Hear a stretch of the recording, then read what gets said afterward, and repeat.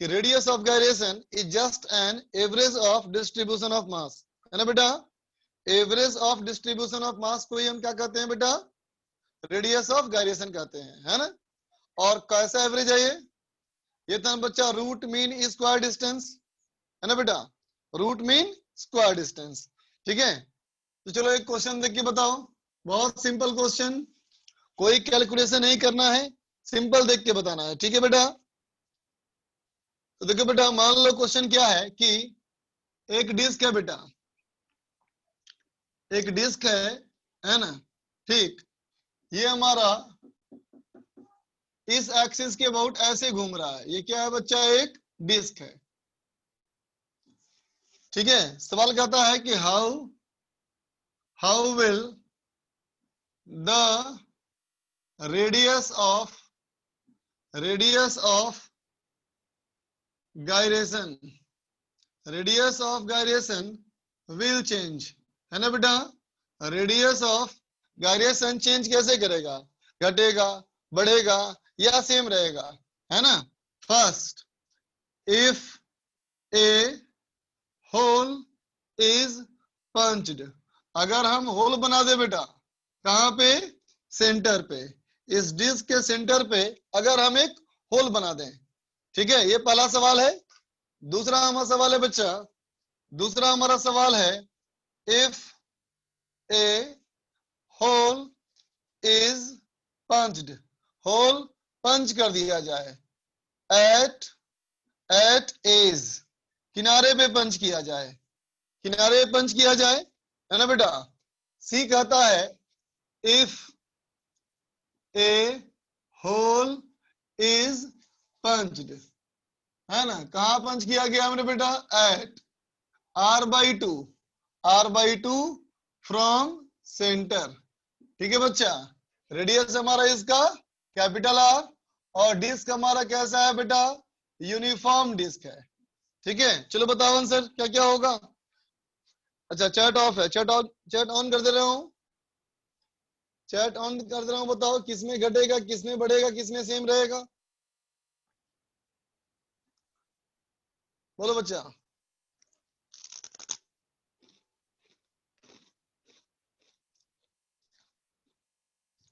बहुत सारे बच्चों का आंसर आया।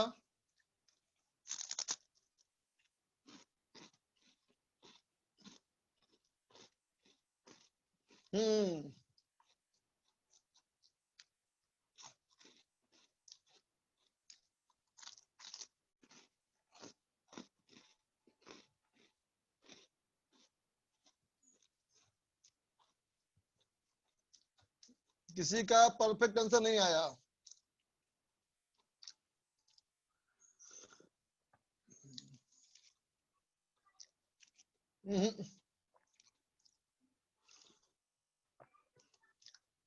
सोचो सोचो सोचो, कॉन्सेप्ट सोचो, कॉन्सेप्ट।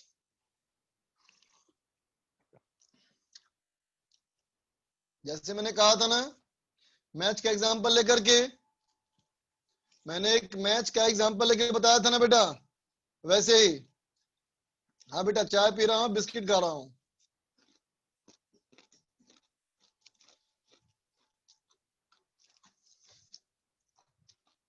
नहीं समझ में आ रहा है, सारा वीडियो दोबारा देखो।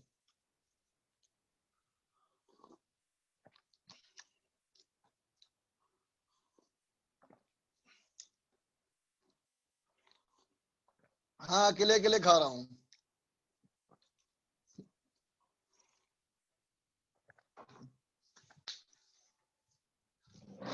चल देख बेटा, ध्यान दे, कोई बताओ।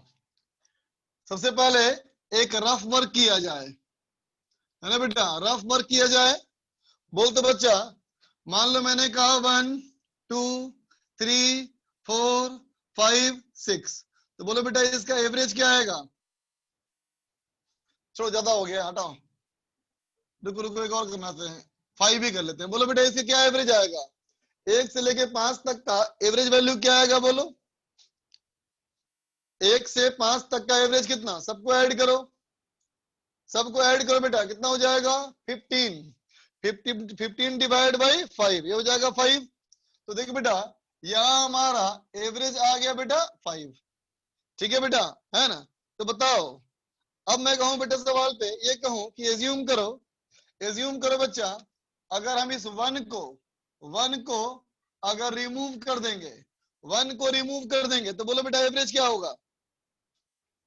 अभी हमारा एवरेज वैल्यू 4 आ गया, बिल्कुल सही बात, सॉरी 3 आएगा, हाँ गलती किया मैंने।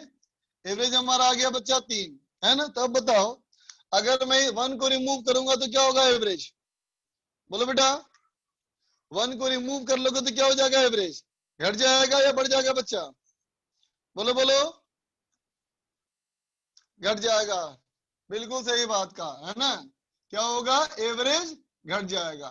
नालायकों, 1 नंबर नालायक हो गए हो तुम सब लोग। बढ़ेगा ना रे, बोलो। जब कोई छोटी वैल्यू को रिमूव करते हो तो एवरेज बढ़ता है ना, बोलो, है कि नहीं। जब कोई छोटी वैल्यू को रिमूव करोगे तो एवरेज बढ़ेगा। ठीक है, अच्छा अब बताओ, अगर मैं 5 को रिमूव करूं तो क्या होगा, बोलो बोलो। एवरेज वैल्यू घटेगा, है ना बेटा। ठीक है, अब मुझे बताओ, अगर मैं 2 को रिमूव करूं क्या होगा। अगर 2 को रिमूव करेंगे तो बेटा बढ़ेगा, है ना बेटा। और अगर 4 को रिमूव करूं तो घटेगा, बिल्कुल सही बात। आगे बात समझ में। जो वैल्यू बेटा एवरेज आ रहा हो, उस एवरेज वैल्यू में से जो बड़ी वैल्यू है ना बेटा, उस एवरेज वैल्यू से अगर बड़ी वैल्यू को रिमूव करोगे तो एवरेज घटेगा, है ना बेटा। और इस एवरेज से छोटी वैल्यू रिमूव करोगे तो एवरेज बढ़ेगा। ठीक है बच्चा, बात समझ में आई। तो देख बेटा, सबसे पहले तो इसका रेडियस ऑफ गायरेशन निकालो। तो बोलो बेटा, रेडियस ऑफ गायरेशन का फॉर्मूला क्या था, बोलो बोलो। रेडियस ऑफ गायरेशन का फॉर्मूला क्या था बच्चा, के बराबर कितना।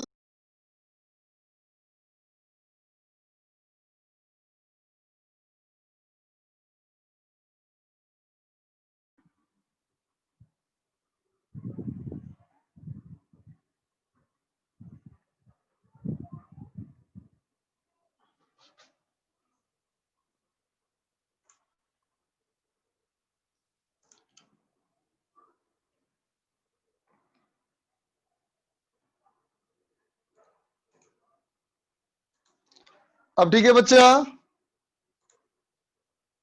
चलो अब पढ़ाई करते हैं बेटा। फिर देख, तो देख बेटा, मैंने कहा बेटा रेडियस ऑफ गायरेशन का जो फॉर्मूला है बच्चा वो क्या है, K equal to square root I by M, है ना बेटा। अब बताओ इस कंडीशन में, अब बता बेटा इस कंडीशन में हम लोग आई की वैल्यू क्या पुट करेंगे, बोलो बच्चा। बोलो बच्चा, आई की वैल्यू क्या पुट करेंगे, आई की वैल्यू क्या पुट करेंगे बच्चा, एम आर स्क्वायर बाई 2, है ना बेटा। आई होता है बेटा एम आर स्क्वायर बाई 2, तो क्या हो जाएगा, square root M R square by 2 divide by M is equal to R by root 2। बोल बच्चा, होगा ना। तो देख बेटा के की वैल्यू कितनी आई, आर बाई रूट 2, है ना बेटा। और अभी हमने क्या सीखा था, एवरेज से कम को रिमूव करोगे तो एवरेज बढ़ जाएगा, एवरेज से छोटे के रिमूव करोगे तो एवरेज बढ़ जाएगा, है ना बेटा, एवरेज घट जाएगा, है ना। तो अब बताओ, पहला कहता है बेटा in a hole is punched at centre. तो बोलो बेटा कहां से रिमूव किया मास को, बेटा मास को कहां से रिमूव किया बेटा, सेंटर से, है ना।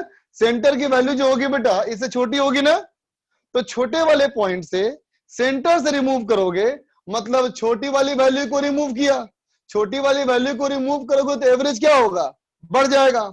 इसका मतलब ए का आंसर क्या है बच्चा, इंक्रीज करेगा।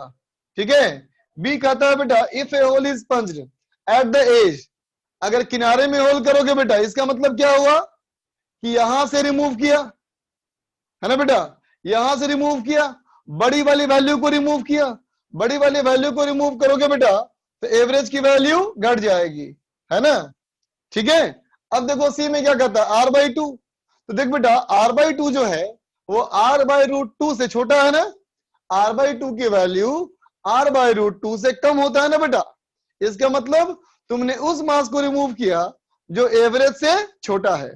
तो अगर एवरेज से छोटा होगा बेटा तो क्या होगा बोलो, फिर से क्या होगा, एवरेज हमारा बढ़ जाएगा।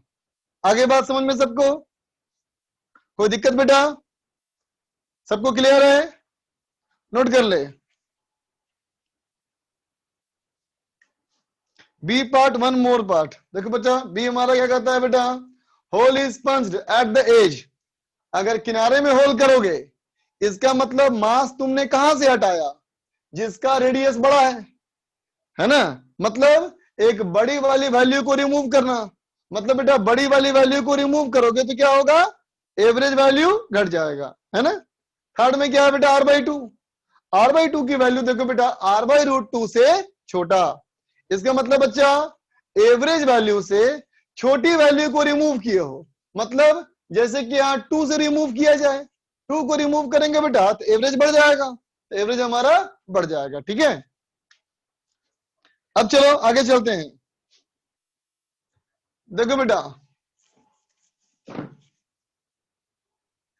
अगला हमारा सवाल है बेटा, अगला हमारा क्वेश्चन है find radius of gyration. Find radius of gyration of a hemisphere and a disk in combination। समझा बच्चा, मान लो एक हेमीस्फेयर बेटा, कैसा ये, तो ये हमारा है बेटा हॉलो हेमीस्फेयर। ये हमारा है बच्चा एक हॉलो हेमीस्फेयर, इसका हमारा बेटा मास m है ना, और इसका रेडियस r, ठीक है बच्चा।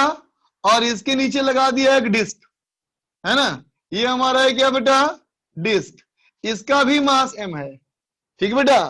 अब ये इस एक्सिस के अबाउट, इस एक्सिस के अबाउट ऐसे घूम रहा है, तो इसका रेडियस ऑफ गायरेशन निकालो। चलो करो बच्चा, बनाओ।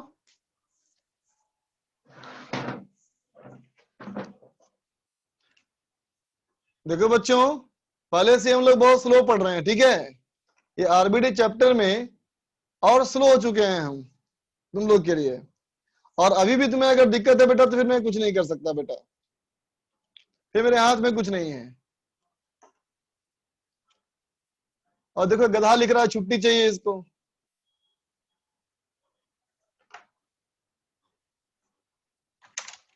तुम लोग में यार ये सक्सेसफुल होने के गुण ही नहीं है, एकदम गुण नहीं है।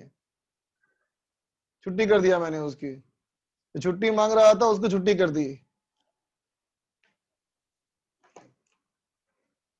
स्पेशल छुट्टी फॉर हिम, सही बात।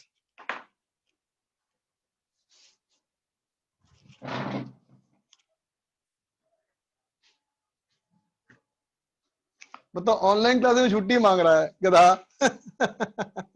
अरे निकल जाओ मीटिंग ऑफ करके, महा ढक्कन कहीं का छुट्टी मांग रहा है। लिखना चाहिए मे आई गो आउट सर, जैसे कि स्कूल में बोलते थे ना मे आई गो आउट सर।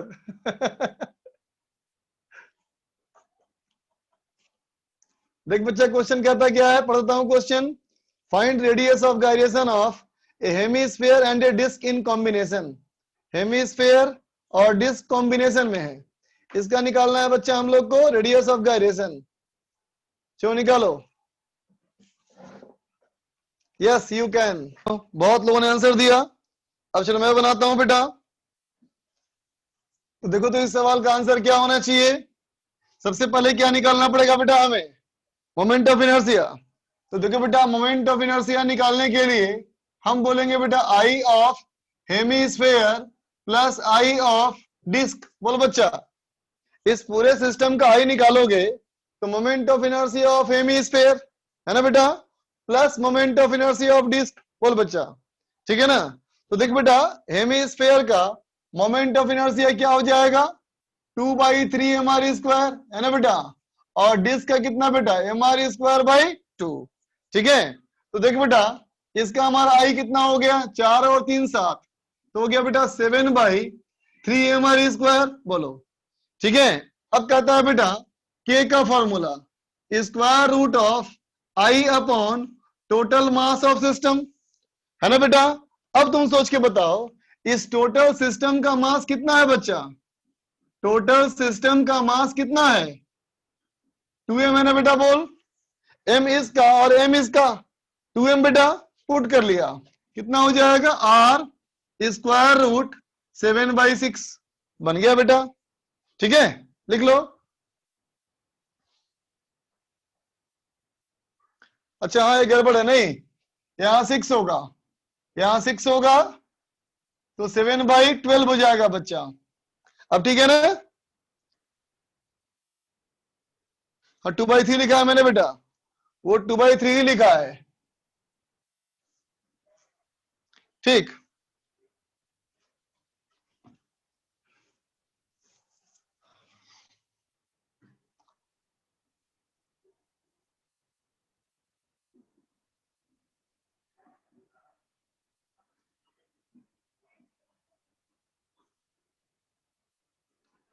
तीन आइडेंटिकल स्फेयर है, मास m रेडियस r। देख बच्चा, एक ये है स्फेयर, एक ये स्फेयर और एक ये स्फेयर, ये 3 स्फेयर है बेटा, है ना, आइडेंटिकल हैं और ये इसके अबाउट घूम रहे हैं ऐसे।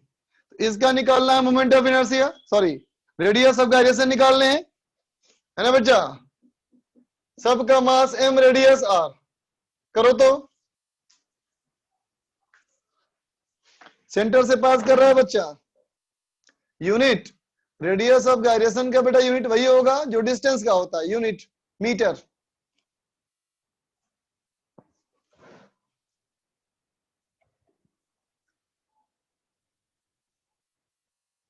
हाँ बच्चा, एम वाई को ऐड करते हैं, बिल्कुल सही बात। कुछ भी लिखाना हो तो हमेशा मानोगे सॉलिड। बनाओ बच्चा। आयुष बेटा, इसको फील ऐसे ही करना है कि एवरेज है ना, रूट मीन स्क्वायर का एवरेज।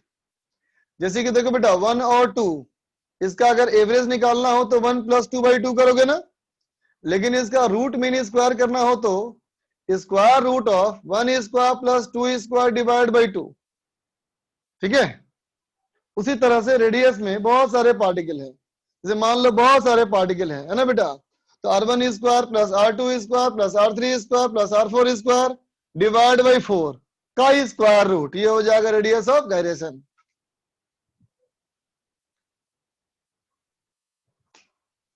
इस सवाल को करो बच्चा।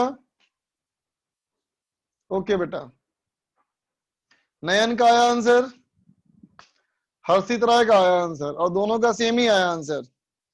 हर्षवर्धन का अलग आया, साहिल का आया है, आशय का आया है, लेकिन डिफरेंट आंसर आया सबका। हर्ष, अभिषेक, शिवम, यासी, शिवम, निर्वाण, वीरेंद्र, पवन, कुणाल, निखिल, हर्ष, इमरोज, कुणाल, रौनक, सुनील, सोनील, लोकेश, सौम्या, निखिल, इमरोज, हिमांशु, आलोक, आर्यन, गौरव, आलोक, गार्गी, मानस, हिमांशु, केशव, अंशुल, पवन, हर्ष शुक्ला, अंशुल, भाविक, विद्यानिवास, हर्ष, सौम्या, पार्थ, शुभम, गोपाल, इतने सारे बच्चों का आया। देखो तो कितने सारे बच्चे पार्टिसिपेट कर रहे हैं, कितना अच्छा लगता है देख करके। गुड, गलत और सही से परे, है ना बेटा। पार्टिसिपेट कर रहे हो मतलब जीत जाओगे गेम।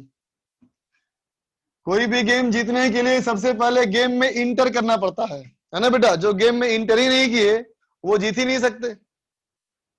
बिल्कुल सही बात। देख बच्चा, सबसे पहला काम क्या होगा बच्चा, आई निकालने के लिए, है ना। तो अब बताओ इस वाले के लिए कितना बेटा मोमेंट ऑफ इनर्शिया, इस वाले के लिए, चलो इसको मैंने इसकी बात कर रहा हूं मैं, तो इसके लिए बेटा 2/5 mr², है ना। अब प्लस देखो बेटा, अगर मैं इस स्फीयर की बात करूं, इस स्फीयर की बात करूं बेटा, तो देखो इसके सेंटर ऑफ मास से पास करता हुआ, इसके लिए सेंटर ऑफ मास से पास करता हुआ अगर ऐसा हम लेते बेटा एक्सिस, है ना, तो क्या होता 2/5 mr² ना बेटा। लेकिन एक्सिस ये है ना, तो पैरेलल एक्सिस थ्योरम से शिफ्ट करो, पैरेलल एक्सिस थ्योरम से शिफ्ट करो, क्या हो जाएगा बोलो, ये हो जाएगा बच्चा 2/5 mr² प्लस mr², है ना बेटा, बोलो, ठीक है। और ऐसे कितने स्पेयर है बेटा, ऐसे हमारे 2 स्पेयर है बेटा, है ना, इसलिए मैंने क्या किया, इंटू 2 कर दिया, ठीक है। तो कितना हो गया देखो बच्चा, 2/5 mr² प्लस 14/5 mr², है ना बेटा, इसका मतलब 16/5 mr², है ना। तो k इक्वल टू क्या हो जाएगा, square root of I/m।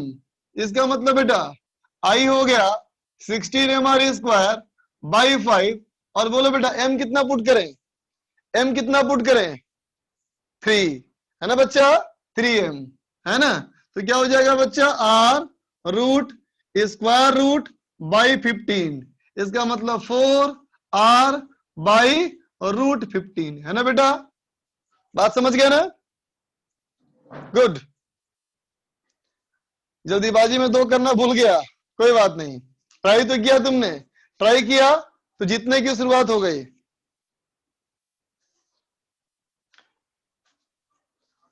Note कर लो बच्चा, साइड वाले ब्लॉक का xr/2 होगा, xr/2 क्यों बेटा, x तो r ही ना होगा रे, बोलो है कि नहीं। इसका तो mr² निकाल ही दिया फॉर्मूला डायरेक्ट, इसका तो हो गया डायरेक्ट फॉर्मूला, लेकिन इसमें x की दूरी r ना है बेटा, है ना। हर्षित राय, बोलो बेटा क्या बोलना है तुमको, सर बोलो। Good evening sir. Good evening, good evening. Sir मुझे वर्क एनर्जी पावर के सर 3 क्वेश्चन में डाउट था, तो सर वो आपको मैं टेलीग्राम कर दूं, कर दो सर प्लीज जरा उसे देख वैसे लीजिएगा बेटा, एक अभी बार। आप आपस में डिस्कस करो एक बार, आपस ओके में सर। किए डिस्कस, आपस में किए डिस्कस कीजिए, नहीं सर अभी नहीं किया, कर लेते हैं सर। एक बार कर लो फिर मुझे भेज देना। हाँ, सर एक से किया था सर, लेकिन समझ में नहीं आया। चलो देखते हैं, ओके ठीक है सर। फिर, ओके। आयुष बोलो। हेलो। हाँ बोलो। Hello, good evening sir. Good evening. Sir मेरा एक दोस्त है सर, उसने आईटीजे दे दिया है सर, वो कहता है कि सर टफ प्रॉब्लम करने से जेईई एडवांस निकलती है सर, सही है क्या? मंदिर जाने से पुण्य होता है क्या, बताओ तो। हाँ सर, थोड़ा बहुत होता है। बिल्कुल नहीं, जी सर। बहुत बड़ी गलतफहमी है ये, मंदिर मंदिर घूमने से पुण्य नहीं होता, है ना, अच्छे कर्म करने से पुण्य होता है, हाँ सर। समझे बच्चा, हाँ है सर। ना। और अच्छे कर्म कौन, अपने लेवल के अनुसार, अच्छा। अच्छे कर्म का मतलब अपने जैसे मान लो सपोज करो, मैं अगर कमाता हूँ बेटा 10,000 महीना, और मैं सोचूंगा जितना रिलायंस का जो मालिक है मुकेश अंबानी उतना दान करता उतना मैं भी दान करूं, संभव है? नहीं सर। नहीं ना। तो क्या वो ज्यादा दान करता तो ज्यादा पुण्य कमाता है क्या? नहीं। नहीं ना बेटा। हाँ तो वैसे समझ, ज्यादा डिफिकल्ट क्वेश्चन करने से ज्यादा सीखोगे ऐसा नहीं है, हाँ। तुम अपने लेवल से काम करो, बात समझ में आई, तुम्हें हाँ। लर्निंग करनी हाँ। है ना। अगर तुम पहले पायदान पे हो दूसरे पे चढ़ो, दूसरे पे हो तो तीसरे पे चढ़ो, तीसरे पे हो चौथे पे पढ़ो चढ़ो, है ना। अगर पहले पायदान पे हो और देखोगे 10वें पायदान को तो गिर जाओगे बेटा, हाँ सर। चोट लग जाएगी, हाँ सर, सही बात। है ना। तो जहां तुम हो बस अपने आप को देखो कि आर यू इम्प्रूविंग और नॉट, यस सर। इम्प्रूव हो रहा है तो बहुत बढ़िया बात। Thank you sir. चलो बच्चा इरेज कर रहा हूं इसको। तो देख बेटा अब तक जो बात थी, है ना, हमने किसकी बात करी अब तक, अब तक बात करी बेटा हमने बॉडीज के बारे में, है ना बेटा। हमने कहा था ना, रोटेशनल चैप्टर जैसे स्टार्ट किया बेटा वैसे ही मैंने कहा, क्या कहा मैंने, बोलो। मैंने कहा था बेटा कि जब बॉडी में फोर्स लगाते हो तो बॉडी का कैसा मोशन होगा, है ना बेटा, ये इस बात पे डिपेंड करता है कि बॉडी में मास का डिस्ट्रीब्यूशन किसे है, बोलो बेटा, है ना, और हम किस जगह पे फोर्स लगाए, है ना। तो अब तक जो बातें हो रही थी बेटा वो सिर्फ ये बातें हो रही थी कि हमारा बॉडी कैसा है, है ना। अब तक हमने ये बात नहीं करी कि फोर्स कहां लग रहा है ना बेटा। तो चलो अब हम इंटर करते हैं सेकेंड फेज में। ठीक है बच्चा, सेकेंड फेज हमारा क्या है? सेकेंड फेज है हमारा बेटा टॉर्क, TORQUE। ठीक है, कोई पूछे क्या है टॉर्क, कोई पूछे क्या है टॉर्क, है ना, तो उसको ये बोलना, उसको ये पूछना कि क्या कभी तुमने रिंच की मदद से कोई नट खोला है? बोलेगा हाँ खोला है। तो बताओ नट जब ज्यादा टाइट होता है बेटा, ठीक है, तो बोलो तुम्हें रिंच लंबा चाहिए होता है या छोटा, क्या चाहोगे मुझे बताओ? लंबा चाहिए होगा, बिल्कुल सही बात है ना बेटा। इसका मतलब क्या, देखो तुम चाहते हो जितना लंबा होगा बेटा उतना घुमाने में आसानी होगा। जो जितना घुमाने में आसानी सोचते हो बच्चा, वो एक्चुअली क्या है? वही टॉर्क है। ठीक है ना। अब मैं कहूंगा एक बोतल का ढक्कन खोला है ना बेटा, बोतल का ढक्कन खोलने में क्या चाहिए होता है? टॉर्क, फोर्स नहीं, टॉर्क, है ना बेटा, बात समझा ना। ठीक है, साइकिल के पहिए को घुमाने के लिए क्या चाहिए होता है? टॉर्क, है ना बेटा। तो उससे कहना कि देखो जिस तरह से तुम फोर्स को समझते हो, फोर्स क्या है? तो कहोगे किसी भी सिस्टम में डिस्प्लेस करने की कोशिश। बोल बेटा, कोई बॉडी रखा है, मैं धकेला, तो कहेंगे उसको धकेलने की कोशिश क्या है बेटा? फोर्स, है ना। तो वैसे ही कहना जब कोई बॉडी रेस्ट में हो तो उसको घुमाने की कोशिश, ये क्या है? टॉर्क, है ना बेटा। और रोटेट करने की कोशिश क्या है? टॉर्क। समझ गए बेटा? तो क्या कहेंगे? Torque, torque is an attempt, torque is an attempt of changing state of rotational motion, state of rotational motion in a body, है ना बेटा।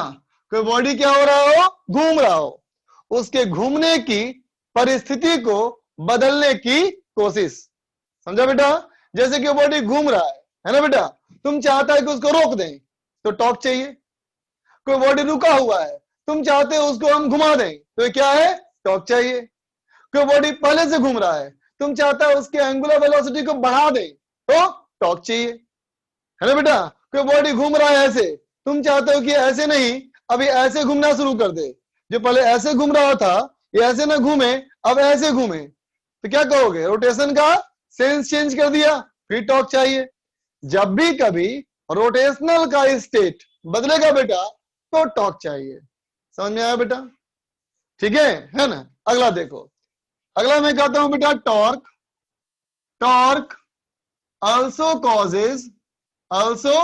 causes टॉर्क की वजह से ही, है ना बेटा, also causes, ऐसे रुको ऐसे लिखो, in bending और torsion टॉर्क इज रिक्वायर्ड, है ना बेटा। बेंड करने में, है ना, या मोड़ने में टॉर्क चाहिए होता है बेटा। ठीक है ना। पहले इसको बंद करने दो चैट को, बच्चा लिख लिख के पागल हो रहा है और ध्यान नहीं दे रहा है मैं क्या बोल रहा हूं। चल देख बच्चा, देखो मैंने कहा बेंडिंग, है ना। सोचो बेटा, जब किसी चीज को बेंड करना होता है, एक लोहे की छड़ को बेंड करना होता है, कैसे बेंड करते हो? पैर पे रखते हो, ऐसे मोड़ते हो, बोलो बेटा, है ना। अब खुद सोचो, अगर ये छड़ लंबी होती है बेटा, अगर ये छड़ लंबी होती है तो मोड़ना आसान होता है, लेकिन छड़ अगर छोटी हो तो मोड़ना मुश्किल है ना बेटा। मतलब क्या चाहिए होता है? फोर्स, जितना दूर लगा सको उतना ज्यादा टॉर्क। बोलो, बात समझा? ठीक है। अब मैं कहूं टॉर्सन क्या होता है? मड़ोड़ना, है ना बेटा। बेंड क्या है? ऐसे बेंडिंग, ये बेंडिंग है, क्या चाहिए इसके लिए? टॉर्क चाहिए। और टॉर्सन क्या होता है? ऐठन समझते हो ना? ऐठना, ये ऐठना क्या है बेटा? टॉर्सन, इसको भी टॉर्क चाहिए। बात समझा? तो देखो टॉर्क से क्या कर सकते हो तुम? किसी घूमते हुए बॉडी के रोटेट करने की कंडीशन को चेंज कर सकते हो। ठीक है। दूसरी बात, टॉर्क से तुम बेंड करते हो बेटा, टॉर्क से तुम ऐंठते हो, है ना। लेकिन अभी हम लोग सिर्फ और सिर्फ इसी पे फोकस करेंगे। ठीक है, तो टॉर्क हम कैसे यूज करते हैं ये हम बात समझ गए, है ना बेटा। अब देखें टॉर्क कितना होता है, how much is the torque. देखो तो क्या कहोगे, देखो बेटा हम कहेंगे मान लो बेटा अगर कोई पॉइंट P है, कोई पॉइंट P है ना बेटा, ये पॉइंट कहां है, तो कहोगे ये पॉइंट जो है बच्चा ये ऑरिजिन से मुकाबले में, ऑरिजिन के मुकाबले में r वेक्टर की दूरी पे है, ये ऑरिजिन के मुकाबले में r वेक्टर की दूरी पे है। ठीक है बेटा, अगर तुम इस पॉइंट पे ऐसे फोर्स लगाते हो F वेक्टर, कैसे, तो कहना पोजीशन वेक्टर के रेस्पेक्ट में एंगल है थीटा, पोजीशन वेक्टर के रेस्पेक्ट में एंगल है बेटा थीटा, है ना। तो हमें क्या निकाल रहे हैं अभी हम निकाल रहे हैं बच्चा टॉर्क, अभी हम निकाल रहे हैं टॉर्क अबाउट ए पॉइंट, है ना। ठीक है, कैसे लिखते हैं देखो ध्यान से, मैं बोलूंगा torque, torque of F vector, force का टॉर्क, फोर्स का टॉर्क, है ना बेटा। ये भी लिखना पड़ेगा किसके अबाउट, अबाउट ओ वाले पॉइंट के अबाउट, फोर्स का टॉर्क ओ वाले पॉइंट के अबाउट, है ना। तो जब भी टॉर्क लिखो तो बताना पड़ेगा कि तुम किसका टॉर्क निकाल रहे हो, है ना। ये भी बताना पड़ेगा कि तुम किसके अबाउट घुमाना चाहते हो, इस छड़ को, इस रॉड को तुम इस पॉइंट के अबाउट घुमाना चाहते हो, है ना बेटा, या मिड पॉइंट के अबाउट घुमाना चाहते हो, किसके अबाउट घुमाना चाहते हो, बताना पड़ेगा। ठीक है बच्चा, तो कितना फोर्स और किसके अबाउट, है ना बेटा। तो इसका डेफिनेशन है टाउ वेक्टर, टॉर्क का सिंबल टाउ, और क्या है बच्चा ये वेक्टर क्वांटिटी है। ठीक है, क्या बोलेंगे इसको, R vector cross F vector, समझा बेटा, R vector cross F vector, ये होता है टॉर्क का फॉर्मूला।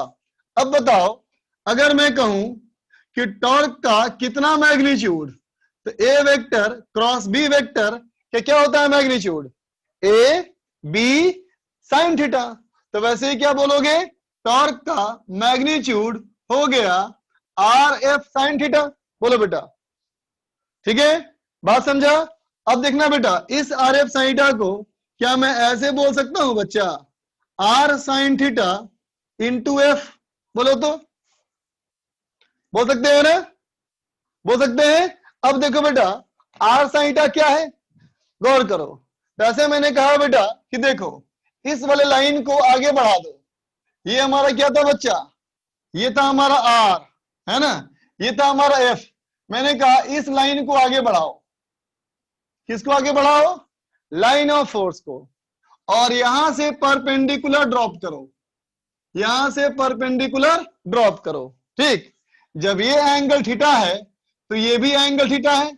डायग्राम अभी सब लोग देखते जाओ, बाद में पूछोगे कैसे हुआ, मैं कतई नहीं बताऊंगा, सुन लो अच्छे से। ये हमारा लाइन को एक्सटेंड कर दिया बेटा, ठीक है, और यहां से मैं ड्रॉप किया परपेंडिकुलर। ठीक, अब देखो यहां से यहां दूरी जो है ये हमारा है आर, ये राइट एंगल ट्रायंगल है, ये हाइपोटेनस है ना। इसका मतलब ये अगर आर है तो ये दूरी हमारी क्या हो गई, आर कॉस थीटा, और ये दूरी क्या हो गई, आर साइन थीटा, बोलो होगी।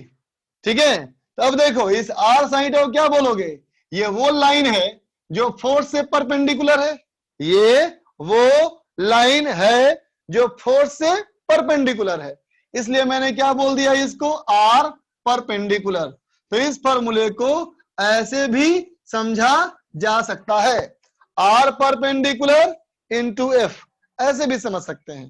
ठीक है बच्चा, अब इसी चीज को मेरे पास लिखने का एक और तरीका है, R into F sine theta, बोलो बेटा, R into F sine theta, है ना। अब क्यों पूछेगा एफ साइन थीटा क्या है, गौर करो। मैं कहूंगा बेटा ये एफ है, देखो ये एंगल थीटा है, तो क्या एफ का एक ऐसे कंपोनेंट बोल सकते हैं ना हम लोग, क्या बोल सकते हैं बच्चा, एफ कॉस थीटा, है ना बेटा, और एक ऐसे बोल सकते हैं कंपोनेंट एफ साइन थीटा, बोलो, जो कि इस आर के परपेंडिकुलर है ना।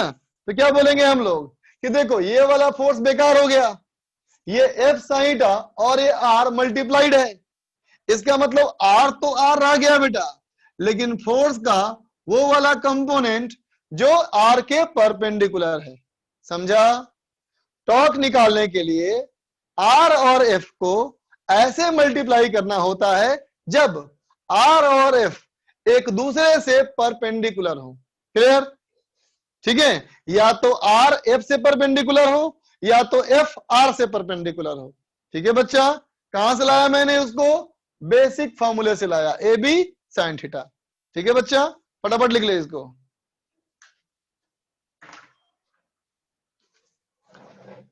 फटाफट नोट कर ले। आयुष बोलो।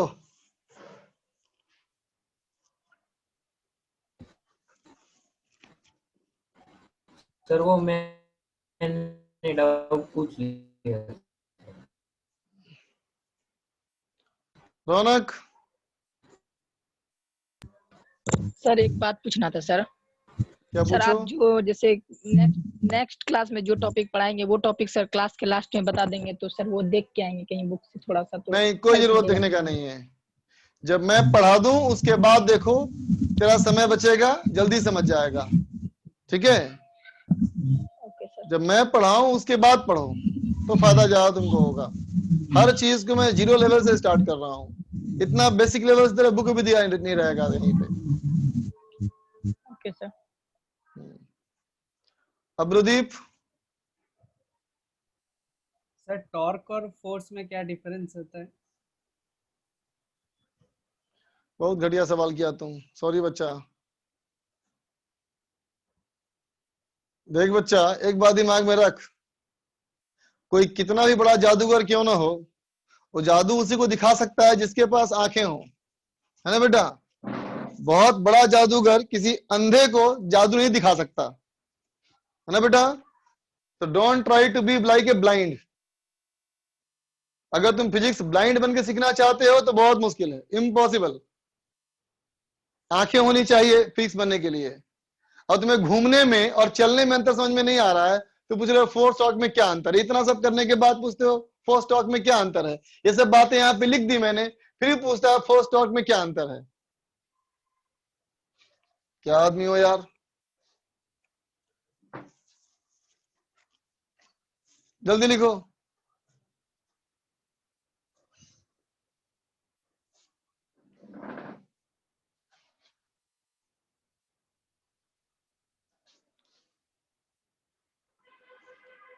जरूरी बात है, बस वही बात करने का है। चैट ओपन कर रहा हूं लेकिन कोई फालतू बात नहीं, कोई आगे का बात नहीं पूछेगा, जो बता रहे हैं बस वही बात करेगा। फोकस करो पढ़ाई पे, जो पढ़ा रहे हैं वही सबसे इंपॉर्टेंट है, ये मान के चल। और देखो एक भाई साहब मुझे याद दिला रहे हैं कि डिस्कस करना है मुझे। कब सुधरोगे तुम लोग यार? कंसंट्रेशन कब अच्छा होगा तुम लोग का? बोलो। हाँ, कंसंट्रेशन कब अच्छा होगा तेरा?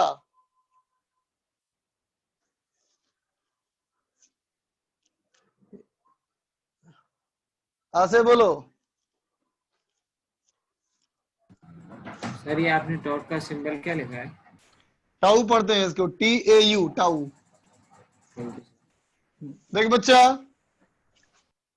गौर कर, तो बता टॉर्क 0 कब होगा? टॉर्क 0 कब होगा बोलो?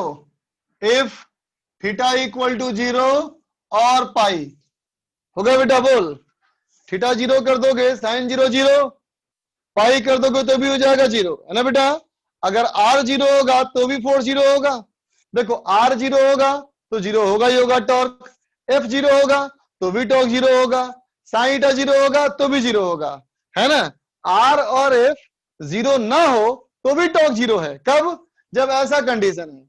लेकिन इसको सिर्फ फॉर्मूला मत याद करो, इसको फील करो। देखो O हमारा ऐसा है बेटा, देखो O हमारा ऐसा है ना बेटा। देख, अगर मैं ऐसे बोलूं बेटा R वेक्टर, ऐसे बोलूं R वेक्टर, ठीक है ना? और देखो ऐसे बोलूं F वेक्टर, ऐसे बोलूं बेटा F वेक्टर, है ना? क्या दिख रहा है अभी? आर एफ में कितना एंगल 0 दिख रहा है ना। अब मैं बोलूं बेटा ये ओरिजिन, ये ऐसे आर वेक्टर, समझा बच्चा, और इस वाले पॉइंट पे जो फोर्स लग रहा है वो कैसे लग रहा है, ऐसे फोर्स लग रहा है। बोलो बेटा, हो गया 180 एंगल। बोलो बेटा, बात समझा है ना। तो इतना चीज नहीं याद करना है, तुम्हें क्या याद करना है, सुनो कि देखो फोर्स वाली लाइन को, फोर्स वाली लाइन को खींच के लंबा कर दो, अगर वो ओरिजिन से पास कर गया तो टॉर्क 0 होगा, खत्म, क्लियर। फोर्स की लाइन को खींच के लंबा करो, अगर वो ओरिजिन से पास कर गया तो टॉर्क 0। ठीक है बच्चा, ठीक है। अब बोलो टॉर्क हमारा मैक्सिमम कब होगा, बोलो बेटा, जब एंगल क्या हो, 90 डिग्री हो, है ना बेटा। एंगल 90 डिग्री हो तो क्या होगा, टॉर्क मैक्सिमम होगा, है ना बेटा। सबको पता है बेटा तुम लोगों को ना कि साइन में एक्यूट एंगल और ऑब्ट्यूज एंगल दोनों पॉजिटिव होता है ना। इसका मतलब ये एंगल को, इस एंगल को अगर हम 30 डिग्री पुट करें या 150 डिग्री पुट करें, सेम टॉर्क देगा बेटा, है ना, ठीक है। और चलो अगर मैं कहूं डायरेक्शन ऑफ टॉर्क, है ना बेटा, डायरेक्शन ऑफ टॉर्क, ठीक है।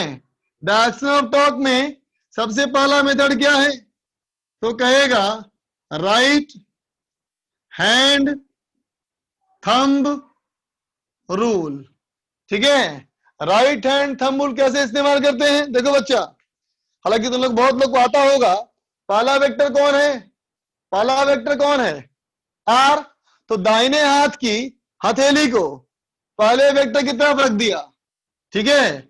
दाहिने हाथ की हथेली को पहले वेक्टर की तरफ रख दिया। दूसरा वेक्टर क्या है बच्चा, एफ। तो एफ की तरफ घूम गए, एफ की तरफ घुमाना है हाथ, ये घूमेगा ही नहीं, नहीं घूमेगा ना। तो हाथ को ऐसे रखो तो ऐसे घूमेगा, है ना, ऐसे घूमेगा दूसरे वेक्टर की तरफ। तो जो अंगूठा आया वही डायरेक्शन लो बेटा, इनवर्ड।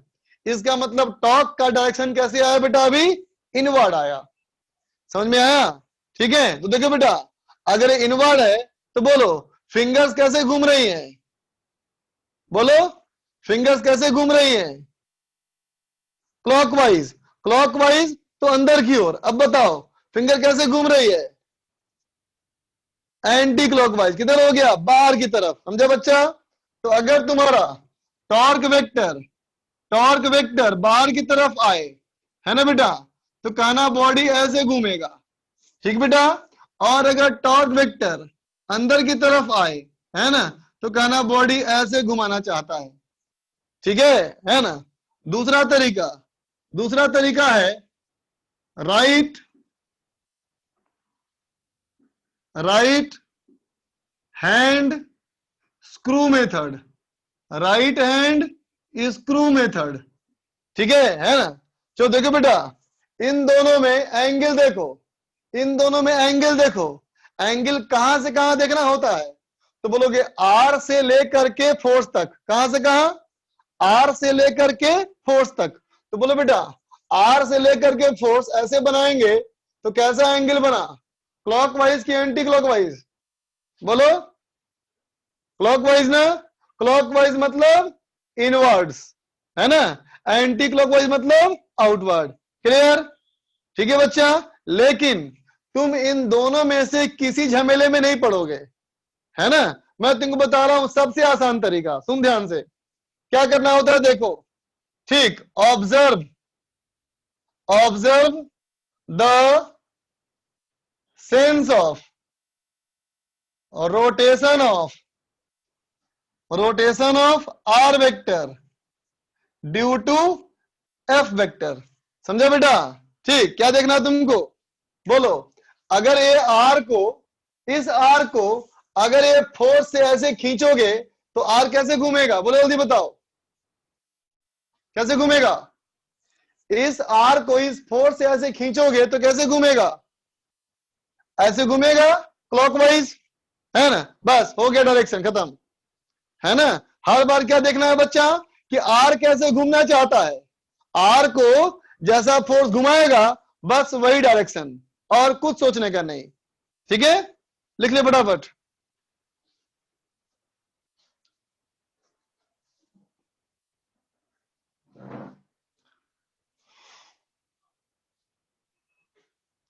आसे बोलो।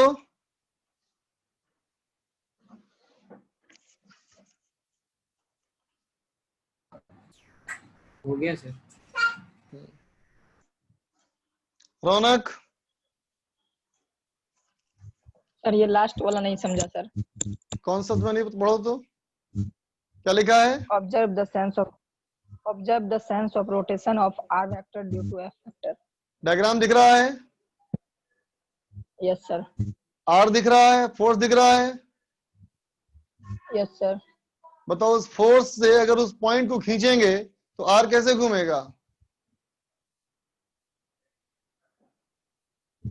सर फोर्स को किस साइड से, इस इधर फोर्स है उधर खींचेंगे। अबे ढक्कन फोर्स से ना खींचता है बे, क्या पागल से बात करता है तुम? फोर्स का डायरेक्शन दिया हुआ फिर पूछता है किधर खींचेंगे, नालायक कहीं का। अभी जब फोर्स का डायरेक्शन दिया हुआ है तुमको ना, तो क्यों पूछ रहा है किधर खींचेंगे?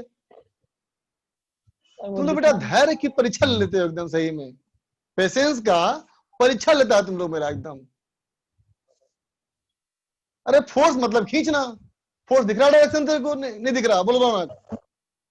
उस समय नहीं दिख रहा था सर। उस समय नहीं दिख रहा था, ये बेवकूफ आदमी है। हर्ष,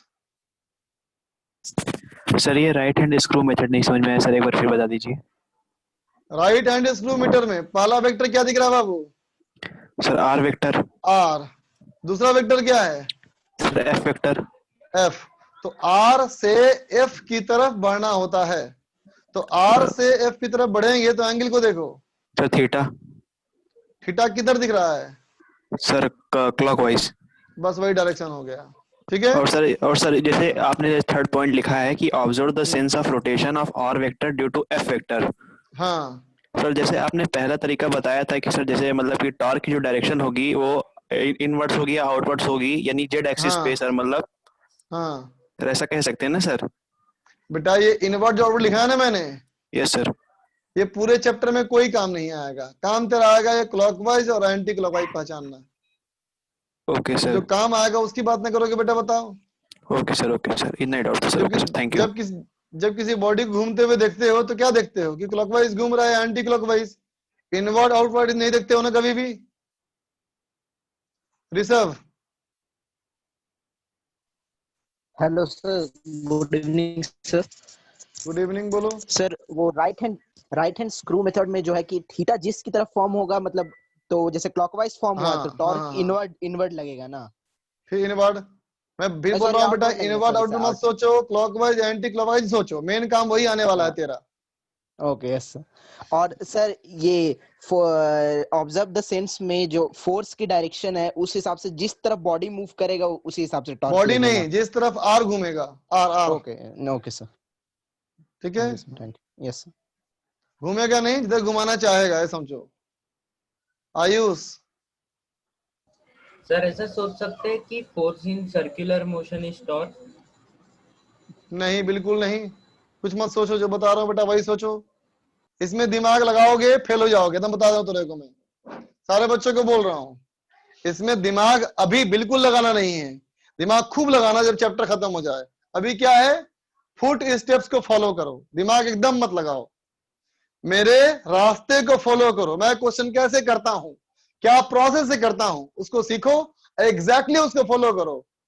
बात समझ में आया? No question asked, just follow the steps.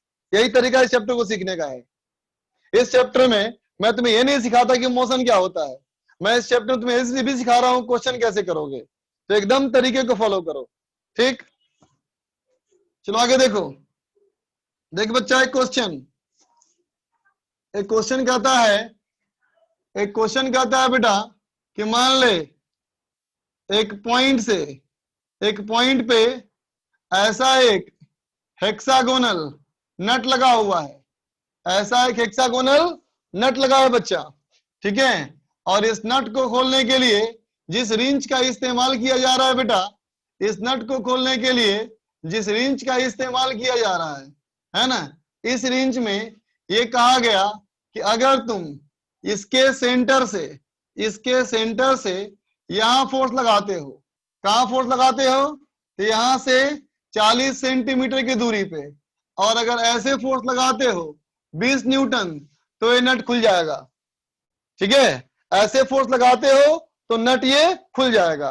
ठीक है, तो सवाल कहता है कि बताओ अगर मैं ऐसे फोर्स लगाऊं, है ना, F बराबर लगाऊं बेटा, ऐसे फोर्स लगाऊं, है ना बेटा, और यहां से और ये दूरी है 20 सेंटीमीटर, है ना। तो सवाल कहता है बेटा find F to produce same torque के लिए हमें कितना फोर्स लगाना पड़ेगा। ठीक है बच्चा, डायरेक्शन तुम्हें दिया हुआ है। डायरेक्शन क्या दिया हुआ है कि यहां से ये जो एंगल है ये 37 डिग्री का एंगल है। चलो बनाओ फटाफट, जल्दी करो।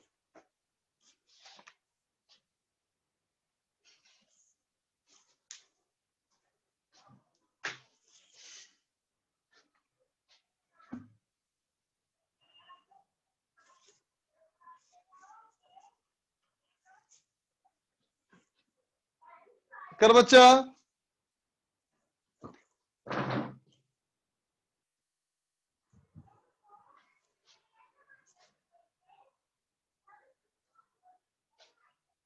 डायग्राम बनाने की कोई जरूरत नहीं तुमको, अभी क्वेश्चन बनाओ, डायग्राम बाद में बनाना, वीडियो अपलोड कर ही दूंगा।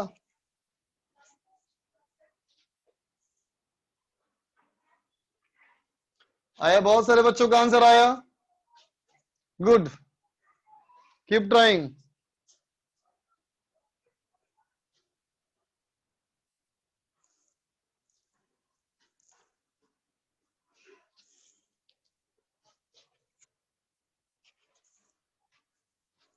चल देख बेटा, मैं बना रहा हूं। अब क्या कहता है, टॉर्क सेम होना चाहिए, है ना। इसका मतलब टॉर्क 1 बराबर टॉर्क 2, तो 1 का टॉर्क कितना हुआ, तो क्या आएगा 20 into 40 centimetre, 20 into 40 centimetre into angle कितना 90 इज इक्वल टू, इसके लिए F into distance 60 centimetre into sine 37 होगा बच्चा। ठीक है, तो F कितना हो जाएगा देखो, 20 इंटू 40 डिवाइड बाई ये हो गया 60, और साइन 37 की वैल्यू 3/5। ठीक है बच्चा, तो कितना हो गया, 20 कैंसिल किया 3 टाइम्स, है ना, तो हो गया 200/9 न्यूटन। समझा, 200/9 न्यूटन। अगला सवाल देखो, देख बेटा, कोई भी एक आर्बिटरी शेप का बॉडी है, कोई भी एक आर्बिटरी शेप का बॉडी है, इसमें ये हमारा ओरिजिन है, इसमें से एक फोर्स लग रहा है इस पे, ऐसे लग रहा है फोर्स, ये ऐसे फोर्स लग रहा है 20 न्यूटन का 20 सेंटीमीटर की दूरी पे, फिर यहां से 30 सेंटीमीटर की दूरी पे, 30 सेंटीमीटर की दूरी पे ऐसे फोर्स लगा, ये भी लगा 20 न्यूटन, और ये पूरा एंगल 150 डिग्री है। ठीक है बच्चा, पूरा एंगल हमारा 150 डिग्री है। अब यहां से एक ऐसे पॉइंट पे, यहां से एक ऐसे पॉइंट पे, ये हमारा है 18 सेंटीमीटर का दूरी, और यहां फोर्स ऐसे लगा है। ठीक है, 10 न्यूटन का फोर्स लगा है, और ये जो एंगल है, ये एंगल हमारा दिया है 20 डिग्री। इस फोर्स का हॉरिजॉन्टल से एंगल है 20 डिग्री, लेकिन ये लाइन के पैरेलल है ना बेटा, ये लाइन के सेम डायरेक्शन में है, एकदम सेम डायरेक्शन में, ऐसे है फोर्स है, ऐसे हमारा फोर्स है 10 न्यूटन का। ठीक है, अब यहां से इधर हमारा, ये भी हमारा दूरी है बेटा 20 सेंटीमीटर, और यहाँ जो फोर्स लग रहा है ये ऐसे फोर्स लग रहा है, कितना लग रहा है ये 40 न्यूटन, और ये जो एंगल है बच्चा, ये हमारा है 53 डिग्री का एंगल, ये 50 कर लेते हैं चलो। ठीक है बेटा, और यहां से सीधे इस तरफ ये भी हमारा है बेटा 20 सेंटीमीटर, है ना, और इस 20 सेंटीमीटर पे ऐसे फोर्स लग रहा है, ऐसे कितना लग रहा है, ये भी लग रहा है 50 न्यूटन, और ये जो एंगल हमारा है ये है 127 डिग्री का एंगल। ठीक है बच्चा, रुको गड़बड़ हो गया, 100 कर लेते हैं इसको, है ना। तो सवाल कहता है find net resultant torque about O वाले पॉइंट के अबाउट नेट रिजल्टेंट टॉर्क कितना होगा। चलो करो, अब इसके बाद करेंगे डिस्कस फिर हम, और डिस्कशन करने में थोड़ा सा क्लास एक्सटेंड होगी। यहां बेटा सेंटीमीटर को मीटर में चेंज करने की कोई जरूरत नहीं, क्योंकि दोनों तरफ सेंटीमीटर है, कैंसिल हो जाएगा।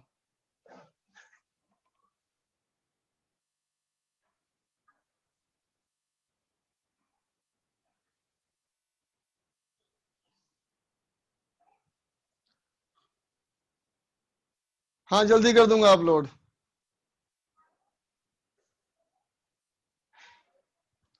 10 न्यूटन वाले का एंगल हॉरिजॉन्टल से 20 डिग्री का एंगल है, हॉरिजॉन्टल से 20 डिग्री।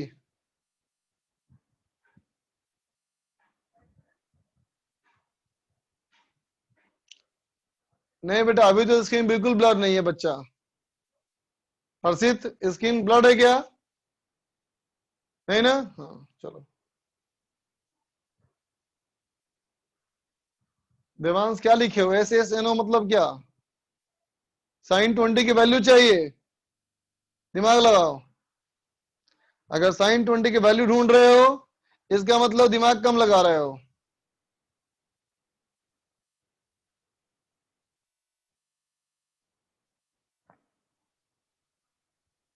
माइनस सेंटीमीटर को मीटर में कन्वर्ट करो।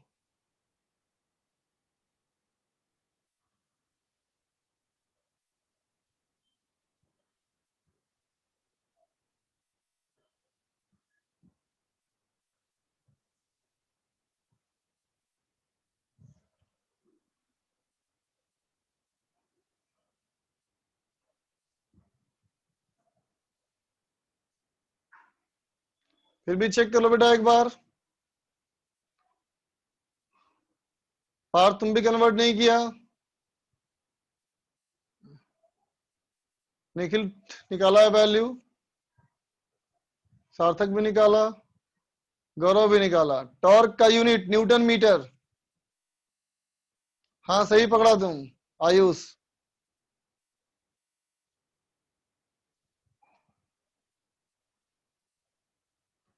अनुष्का निकाली, सार्थक निकाला, गौरव निकाला।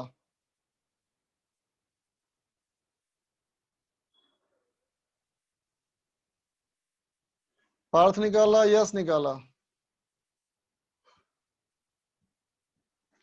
चलो मैं करता हूं, देखो आंसर मैच करना।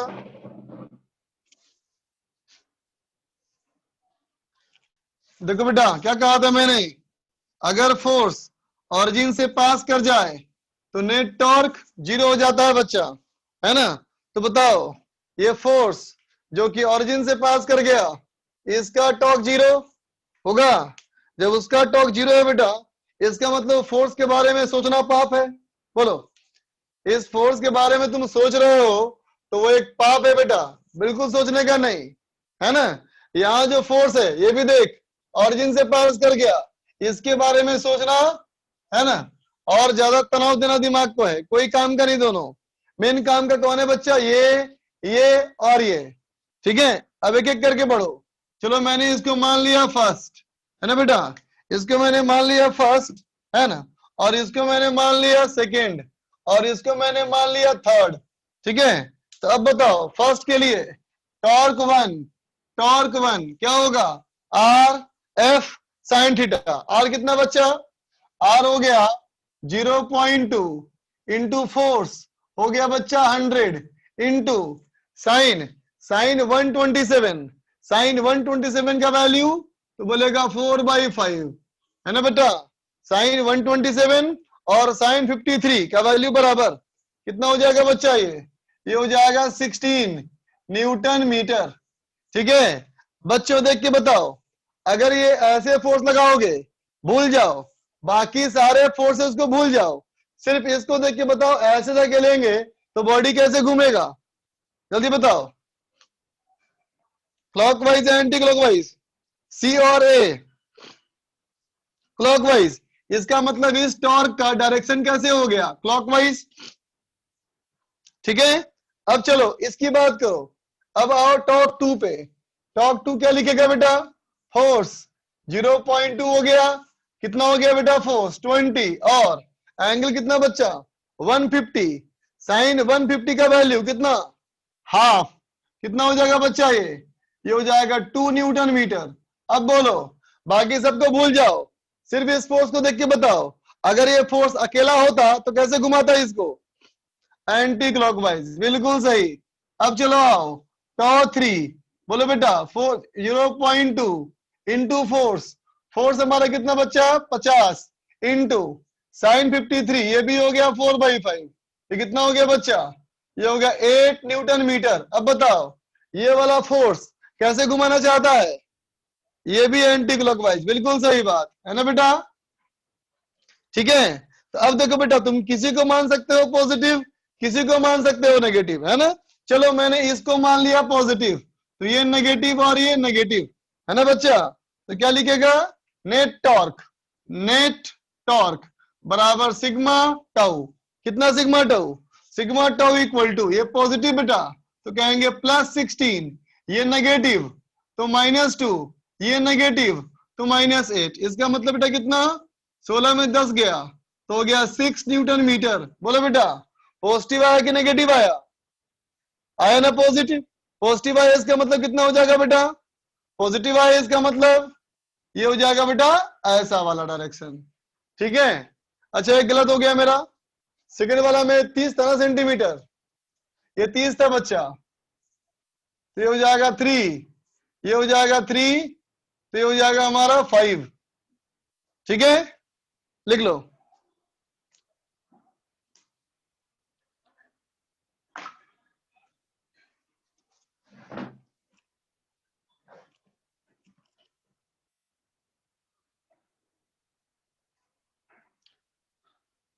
गलत हुआ सही हुआ कोई बात नहीं, ट्राई तो किया।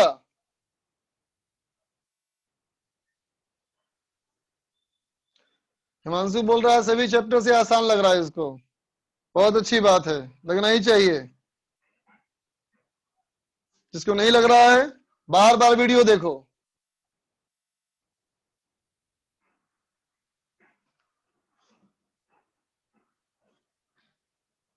फिर से बोल रहा हूँ सारे बच्चों को एकदम ध्यान से देना।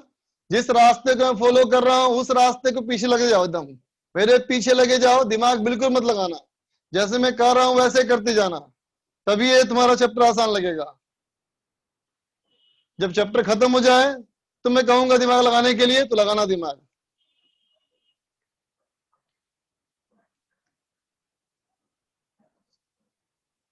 हर्ष बोलो बच्चा। सर जैसे आपने टाउ 1 निकाला है सर 0.2 इंटू 100 इंटू 4/5। सर मैंने सर जैसे सर फोर्सेस को रिजॉल्व किया सर, जैसे मतलब मैंने लिखा टाउ 1 100 cos 37 इंटू 0.2। सर वो सही है सर फोर्सेस को रिजॉल्व? 37, एक मिनट, हाँ सही है, कोई दिक्कत नहीं। सर और टाउ 2 सर निकाला मैंने सर 20 cos 60 इंटू 0.3। सर मतलब फोर्सेस को रिजॉल्व किया है सर हाँ हाँ रेडियस कोई के दिक्कत नहीं, एकदम परपेंडिकुलर। सही है। तुम आर को भी रिजल्व कर सकते थे।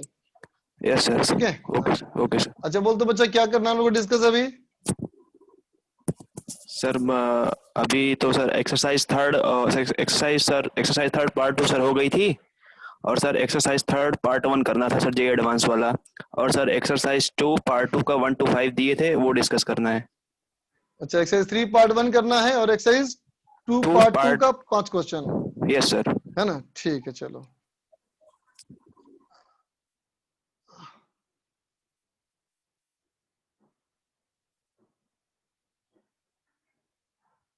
निखिल लिखा सर मुझे आपके से पहले, क्या लिखा पर पढ़ ही नहीं पाया। संकेत कुछ बोलना चाहते हो? पार्ट 2 नहीं हुआ है डिस्कस, बच्चा लिख रहा है। एक्सरसाइज 3 पार्ट 1 में 3 क्वेश्चन बचे हैं, किसी और से पूछते हैं। पीयूष बताओगे तुम?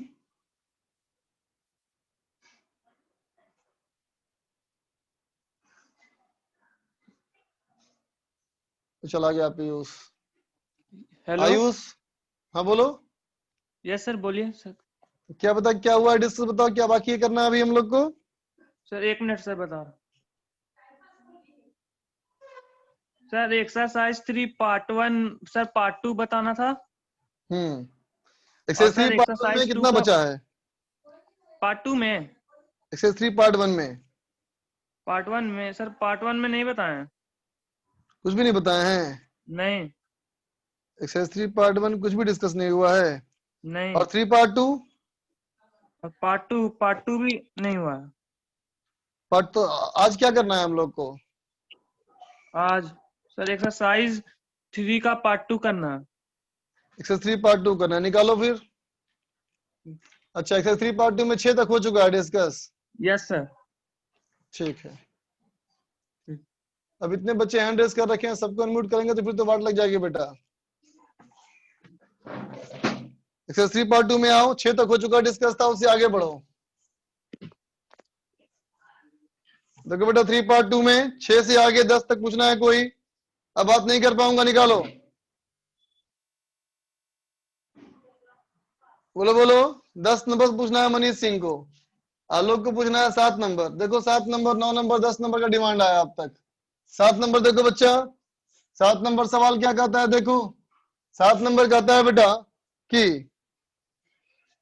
इन a collinear collision a particle with an initial speed v naught strike a stationary particle of the same mass if the final total kinetic energy is 50% greater than the original kinetic energy. The magnitude of relative velocity between the two particles after collision is, देख बच्चा कहता है in a collinear collision a particle with initial speed v naught, एक particle initial speed v naught m मास, ठीक है बेटा, strike से stationery particle, strike किया एक स्टेशनरी पार्टिकल को जो कि रेस्ट में है, ठीक है बच्चा। अब कहता है final total kinetic energy is 50% of the original kinetic energy. Finally मान लो, कहता है बेटा इस समय फाइनल काइनेटिक एनर्जी जो हमारी है वो क्या है? 50% ऑफ इनिशियल काइनेटिक एनर्जी है, ठीक है बच्चा। Then magnitude of relative velocity between the two particles is, ठीक है। तो कहता है रिलेटिव वेलोसिटी क्या होगी? अरे बेटा रिलेटिव वेलोसिटी निकालने के लिए तुम्हें क्या बताया था फॉर्मूला? बोलो क्या बताया था बेटा? 50% हमारा लॉस हो गया ना, बोलो 50% हमारा लॉस हो गया ना। तो बेटा लॉस ऑफ एनर्जी का फॉर्मूला क्या बताया था? के लॉस बराबर डेल्टा के लॉस बराबर half into mu into V relative square into E 1 minus E square. बोलो बच्चा, बोले थे था बेटा फॉर्मूला है। अब देखो बेटा ये क्या है? इनिशियल का 50%, इसका मतलब half of M U square, इसका यू मान लो, चलो इसकी काइनेटिक एनर्जी का आधा लॉस हो गया बराबर हाफ म्यू, क्या बेटा म्यू हो जाएगा M into M by M plus M, relative velocity का स्क्वायर, तो बेटा यू माइनस 0 का square into 1 minus E square. देखो ना बेटा ये पूरा बराबर आ गया, इसका मतलब 1 minus E square equal to 1, तो ई इक्वल टू 0। इसका मतलब कैसा कोलिजन है? कैसा कोलिजन बेटा? Perfectly inelastic collision. इसका मतलब फाइनली रिलेटिव वेलोसिटी 0 हो जाएगा बेटा, ठीक है। आगे देखो क्वेश्चन नंबर 8वां नहीं 9वां पूछा किसी ने था। 9 नंबर सवाल, 9 नंबर सवाल देख बच्चा, 9 नंबर कहता है कि आवाज नहीं आ रही क्या? आ रही है आवाज ना? ठीक, बच्चा लिख रहा आवाज चला गया। हाँ बच्चा वो ई स्क्वायर माइनस 1 था डेल्टा के, अब मैं लॉस लिख दिया। लॉस का मतलब होता है नेगेटिव बेटा, है ना, लॉस का मतलब ही नेगेटिव होता है। 9 नंबर देखो, a body A of mass 0.1 kg has initial velocity of 3 i cap.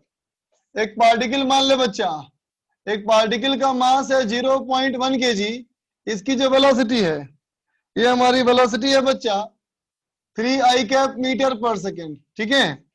Collides elastically with another body, दूसरे किसी बॉडी से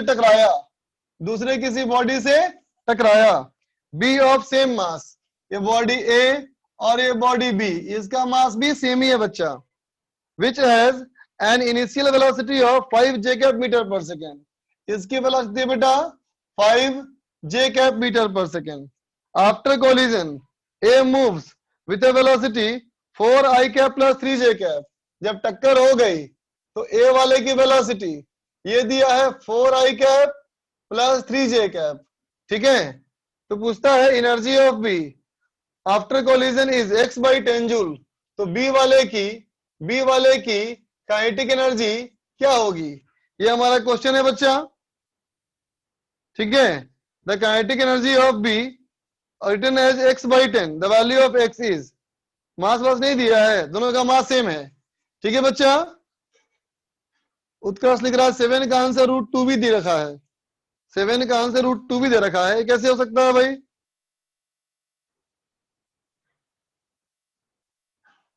फाइनल काइनेटिक एनर्जी इज, अच्छा 50% ग्रेटर देन है, सॉरी मैंने गलत सॉल्व कर लिया, इसको मैंने गलत सॉल्व कर लिया। ये 50% ग्रेटर है बच्चा, है ना। इसका मतलब डेल्टा के गेस नहीं है बेटा, डेल्टा के गेन है ना। तो फिर यहाँ पे e स्क्वायर माइनस 1 करो, e स्क्वायर माइनस 1 करो, ठीक है। तो देख बच्चा ये हमारा हो जाएगा e स्क्वायर माइनस 1, है ना बच्चा। तो कितना हो जाएगा ये हो जाएगा तुम्हारा e square minus 1 equal to cut गया तो हो जाएगा बेटा 1, तो e आ जाएगा तुम्हारा √2, समझे बच्चा, e हमारा आ जाएगा √2। अब फाइनल की रिलेटिव वेलोसिटी e क्या होता है बेटा, v separation by v approach, है ना बेटा। तो √2 बराबर v सेपरेशन बाई अप्रोच कितनी वेलोसिटी u, समझ में आ गया बेटा, ठीक है। फिर भी इसका लग रहा है relative velocity of the separation, तो √2 भी होना चाहिए ना आंसर, 4 होना चाहिए। भाई √2 क्यों बोल रहे हो, इसका आंसर डी है ना, 4th। हाँ ठीक है, फिर चलो आगे चलो। अब देखो बच्चा 9 नंबर में सवाल 9 में पूछा गया बेटा कि काइनेटिक एनर्जी ऑफ बी क्या होगा, बी की पूछा है काइनेटिक एनर्जी। तो मान ले बच्चा इसकी वेलोसिटी बी वेक्टर, तो एक्सटर्नल फोर्स नहीं है, मोमेंटम कंजर्व कर लो। तो क्या कहोगे, पहले कितना मोमेंटम था, तो कहेंगे 0.1 इंटू 3 i कैप, इसका कितना, तो 0.1 इंटू 5 j कैप, बाद में कितना, तो 0.1 इंटू 4 i प्लस 3 j, और प्लस इसका momentum m into V vector, m कितना बेटा, इसका मास 0.1, तो जब v वेक्टर निकल जाएगा बेटा तो v का मैग्नीट्यूड निकल जाएगा, तो काइनेटिक एनर्जी हो जाएगा बच्चा हाफ mv स्क्वायर, ठीक है। आगे देखो बेटा 10 नंबर 11 नंबर 10 देखो, चलो बहुत ज्यादा सवाल पूछते हो बेटा।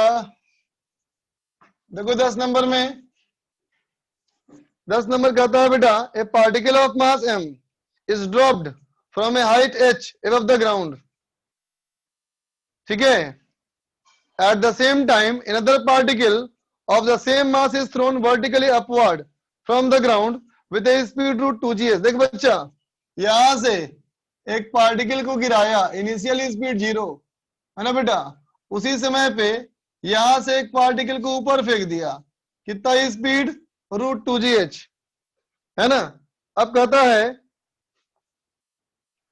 if they collide head on completely elastically, the time taken by the combined mass to reach the ground is, तो कहता है पूरी मास जो है बेटा ग्राउंड पे कब पहुंचेगी, कितनी देर बाद ग्राउंड पे गिरेगी, है ना बेटा। तो देखो अब यहां से आया, यहां टकराया, ठीक है।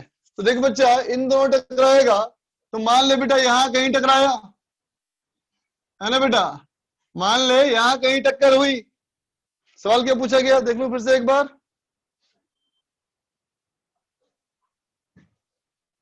कहता है बेटा हेड ऑन कंप्लीटली इलास्टिकली, है ना बेटा, time taken for the combined mass to reach the ground in the unit of √h/g, है ना बेटा, time taken for the combined mass, पूरे कंबाइंड मास को ग्राउंड पे गिरने में कितना समय लगेगा, ठीक है। तो देख बेटा मान लो यहां से यहां जाने में t समय, तो इसका भी t समय। अब देख बेटा दोनों का एक्सेलरेशन सेम ना होगा जी। जब दोनों का बेटा सेम एक्सेलरेशन है बेटा, तो इसका मतलब रिलेटिव एक्सेलरेशन कितना बच्चा बोलो? 0। ये थोड़ा लंबा सवाल है, सीखो ठीक से बेटा। रिलेटिव एक्सेलरेशन हमारा हो गया बच्चा 0, ठीक है। तो अब बचाओ, अगर रिलेटिव 0 बेटा एक्सेलरेशन है, इसका मतलब क्या हुआ कि रिलेटिव वेलोसिटी हमारा बेटा कांस्टेंट है ना। रिलेटिव वेलोसिटी बेटा कांस्टेंट है, तो ऊपर जाने में टाइम कितना लगेगा? तो t बराबर h बाई v रिलेटिव कितना हो गया बच्चा? तो h बाई रूट 2gh, ये हो जाएगा बच्चा square root h by 2g। बोलो बेटा, होगा? ठीक है बच्चा, है ना। तो ये हमारा टाइम आ गया जब ये कोलाइड करने वाला होगा, ठीक है बेटा। तो अब देखो इस वाले पॉइंट पे जब टक्कर होगी बेटा, है ना, इस वाले पॉइंट पे जब टक्कर होगी, है ना, तो क्या बोलोगे? टक्कर के बाद इसकी वेलोसिटी सेम डायरेक्शन में हो जाएगी, चिपक जाएगी, क्योंकि क्वेश्चन में ही कहा था परफेक्टली इलास्टिक कोलिजन। तो मान ले बेटा ये वेलोसिटी भी, है ना, और टक्कर जो हुई बेटा, तो ये हमारा मान लो गया कितनी हाइट तक? h1 तक। मान लो टक्कर हुआ बेटा कहां पे? h1 की हाइट पे टक्कर हुआ है ना बेटा। तो h1 कितना होना चाहिए? h1 हमारा कितना होना चाहिए?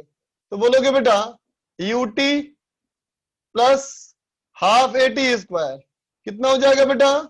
Root 2gh into h by 2g plus half ये बेटा minus g into T square h by 2g। देख लो अच्छे से, कोई दिक्कत बेटा? अच्छे देख लो, सबको क्लियर है बेटा? बोलो, ठीक है ना। तो कितना हो जाएगा बच्चे बताओ? अब ये हो जाएगा 2g कट गया, ये आ जाएगा h plus minus h minus h by 4, इसका मतलब बच्चा 3h बाई 4 पे। बोलो, ठीक है। अब देखो बेटा जब ये दोनों हमारा चिपक गया, अब जब दोनों चिपक गया, है ना, तो मोमेंटम कंजर्व कर लो। तो कहोगे बेटा कॉलिजन के जस्ट पहले, अभी तुमने कहा था ना कि रिलेटिव वेलोसिटी बेटा कांस्टेंट रहेगी, इसका मतलब पहले का मोमेंटम तो कहेंगे m इंटू 0, है ना बेटा। बोलो E equal to B separation by B approach, तो E 0 हो गया बेटा, है ना। तो देख बेटा इसके यहां पे आने से पहले स्पीड कितना होगा? gt, और इसका कितना होगा? u minus G T. बोल बेटा, ठीक है। अब इन दोनों का मोमेंटम कंजर्व करो, इसके लिए कितना मोमेंटम? तो m into you minus G T, और इसका उल्टा है बेटा minus m into G T बराबर यहां बेटा 2m इंटू v1। इसका मतलब बेटा v1 equal to u by 2 minus G T. U by 2 कितना बच्चा? u बाई 2 कितना देखो? Square root G H by 2 minus G into T. T हमारा कितना बच्चा? Root h by 2g, root h by 2g। क्या दिख रहा है बेटा? दोनों सेम ही है ना, इसका मतलब 0। बोलो बेटा, इसका मतलब दोनों क्या हो जाएगा बेटा? हमारा 0 हो जाएगा, ठीक है। तो अब सोचो यहां जब स्पीड 0 हो गई, तो फिर उसको नीचे गिरने में कितना समय लगेगा? तो मान लो टाइम t2, नीचे गिरने का टाइम, तो हाइट कितना आया था? ये 3h बाई 4 आया था ना बेटा, है ना, is equal to half G t2 square. इसका मतलब t2 इक्वल टू कितना? Square root 6 by 4 h by G equal to square root 3h by 2g, है ना बेटा। अब किसी को डाउट हो रहा होगा बेटा कि ग्रेविटेशनल फोर्स लग रहा है तो मोमेंटम कंजर्व कैसे करें, है ना बेटा। जब ग्रेविटेशनल फोर्स लग रहा है तो मोमेंटम कंजर्व कैसे करें? ठीक है, तो क्या कहोगे? बोलो कि मोमेंटम कंजर्व हम यहाँ इसलिए कर लिए क्योंकि बेटा कॉलिजन का टाइम बहुत छोटा होता है ना। जब कॉलिजन का टाइम बहुत छोटा होगा तो इतने कम समय में कोई आर्म फोर्स, कोई जनरल फोर्स चेंज नहीं ला पाएगा। ठीक है बच्चा, तो आंसर क्या आएगा? बोलो। तो square root of h by g को अलग करो, तो हो गया बेटा ऑप्शन नंबर 2। ऑप्शन नंबर 2 समझ गया? आगे चलो, क्वेश्चन नंबर 11 मैच कर रहा है बेटा, ठीक से देखो। क्वेश्चन नंबर 11 देखो, क्वेश्चन नंबर 11 कहता है बेटा कि a rod of length L has non uniform linear mass density, है ना बेटा। क्या दिया देखो, मास का डेंसिटी दिया है rho equal to a plus b x by l का स्क्वायर, ठीक है बच्चा। Where a and b constant है 0 से एल तक। Value of x for the centre of mass of rod is, क्या सिंपल बेटा बोलो तो, फॉर्मूला लगाना है x c m integration of x d m by m, बताया है ना। तो क्या होगा, एम बराबर इंटीग्रेशन ऑफ, क्या बोलोगे, रो इंटू डी एक्स, बोल बेटा होगा 0 से एल, और डीएम क्या होगा बेटा, डीएम होगा rho into D x. Put करो, सॉल्व करो, ठीक है। अब आ जाओ एक्सरसाइज 2 पार्ट 2।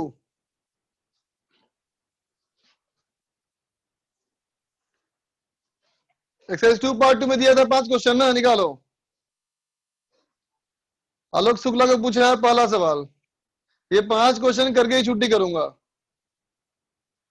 एक्सरसाइज 2 पार्ट 2 देखो बेटा, पहला सवाल, पहला पूछना है पार्ट 1। एक्सरसाइज 3 पार्ट 1 करूं, 3 पार्ट 1 हो गया था ना, नहीं हुआ था, अच्छा ठीक है, निकालो फिर एक्सरसाइज 3 पार्ट 1 निकालो। कितना सारा होमवर्क पेंडिंग हो गया बेटा,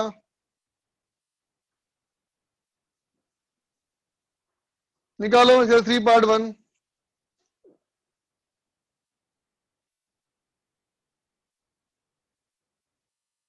अच्छा 9 क्वेश्चन ही इसमें है, चलो 3 पार्ट 1 का बोलो कौन सवाल। 3 पार्ट 1 में 5 और 6 और 8, आज क्यों पूछ रहे हो, अच्छा 5 6 8। चलो देखो बच्चा, क्वेश्चन नंबर 5, क्वेश्चन नंबर 5 देखो।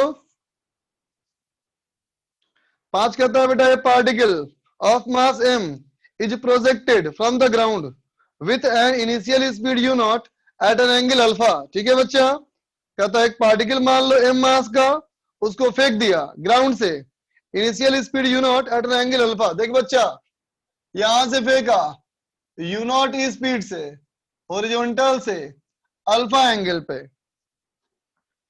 At the highest point of trajectory, it makes a completely elastic collision with another identical particle, which was thrown vertically upward from the ground with the same initial speed v naught.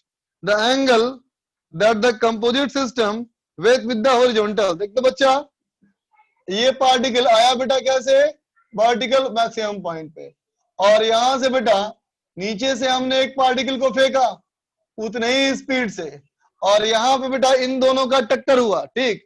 तो देखते बेटा, अगर इस maximum height को h मान लूं, अगर इस मैक्सिमम हाइट को h मान लूं, है ना, तो देख बेटा टक्कर के पहले इस वाले पार्टिकल की वेलोसिटी ऐसे है बेटा, और इस वाले पार्टिकल की वेलोसिटी ऐसे है ना। अब देखना है बेटा कि दोनों की वेलोसिटी सेम है कि डिफरेंट है ना। तो देख बेटा, यहां से लेके यहां तक की बात कर वर्क एनर्जी थ्योरम की, क्या लिखेगा, work done by gravitational force equal to half m v square minus half m u square, ठीक है बेटा। अब दिमाग लगाओ, दिमाग ये लगाओ कि इस इक्वेशन में कहीं एंगल है क्या, इस इक्वेशन में कोई एंगल है क्या, नहीं ना बच्चा। इसका मतलब चाहे एंगल कुछ भी हो, बराबर ऊंचाई जाने पे स्पीड सेम होगा, यही मतलब ना बेटा। इसका मतलब जितनी वेलोसिटी इसकी यहाँ पे होगी उतनी ही वेलोसिटी यहाँ पे होगी, बोल बेटा। तो एक्स वाई में वेलोसिटी सेम है, जब एक्स वाई वेलोसिटी सेम है तो फिर टकराने के बाद जब चिपकेगा तो वेलोसिटी का एक्स और वाई कंपोनेंट सेम ना होगा बेटा। जब एक्स वाई कंपोनेंट सेम होगा तो कितने एंगल पे आएगा रिजल्टेंट, बोलो बोलो 45 पे आ गया ना बेटा। जब एक्स वाई कंपोनेंट सेम हो तो एंगल 45, ठीक है। अब चलो आगे, 5 के बाद 9, 9 देखो क्वेश्चन नंबर 9। अच्छा 6 और 7, 6 देख बच्चा, 6 कहता है a tennis ball is dropped on a horizontal smooth surface it bounces back and forth to original position after hitting the surface.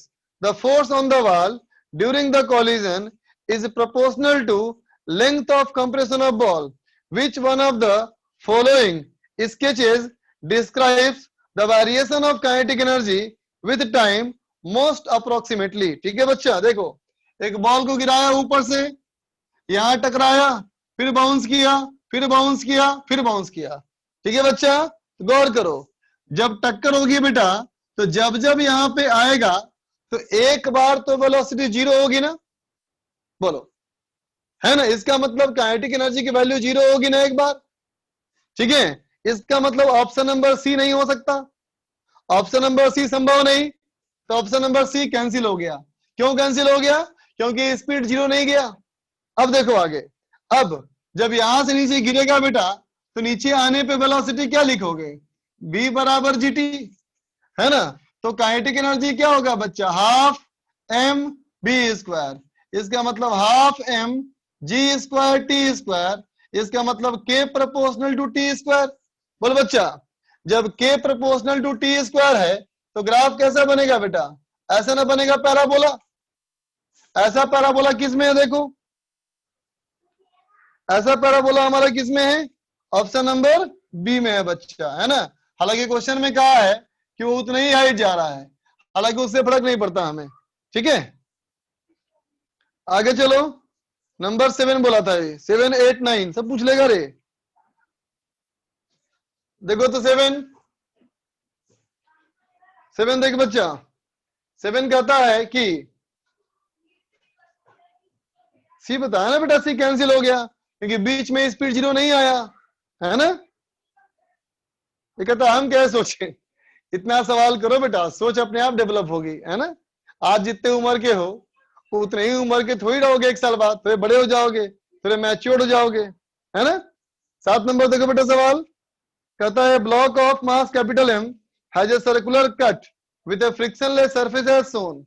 The block rests on the horizontal frictionless surface on a fixed table. Initially, the right edge of the block is at distance x equal to 0 in a coordinate system fixed to the table. A point mass M released from rest at the topmost point of the path as shown, and it slides down. When the mass loses contact with the block, its position x and the velocity is v. At that instant, which of the following option is correct? देखो बच्चा, यहां से ऐसे आएगा बेटा, है ना? ये क्वार्टर सर्किल है ना? कहता है मास को यहां से छोड़ दिया। जब मास को यहां छोड़ दिया तो कहता है बेटा मान लो जब मास नीचे आएगा, जब मास नीचे आएगा तो ये पीछे हो जाएगा बेटा, और जब पीछे हो जाएगा तो कहता है ये क्या कहता है? its position is x. When the mass loses the contact with the block, its position is x. कहता है जब यह छोड़ेगा बेटा कांटेक्ट तो यहां से आगे निकल चुका होगा, मान लो x, मान लो वो x, है ना बेटा, और उसकी वेलोसिटी मान लो v, तो v और x की वैल्यू निकालनी है। ठीक है बच्चा, तो देखो बेटा एक्सटर्नल फोर्स अगर नहीं है तो delta x centre of mass zero होगा बेटा, delta x centre of mass zero होगा। तो क्या कहोगे? स्मॉल m कितना आगे गया? स्मॉल m कितना आगे गया? ये r plus x, r plus x, है ना बेटा, प्लस ये पीछे आया बेटा, बोलो ये पीछे आया ना? कितना पीछे आया? किसको मान लिया जाए? ये यहां से बेटा, यहां से r गया और x गया ना, तो ये कितना गया पीछे? तो अपनी जगह से इसको मान लिया मैंने। अच्छा रुको रुको, गड़बड़ हो गई बात डायग्राम गलत बन गया, डायग्राम गलत बन गया।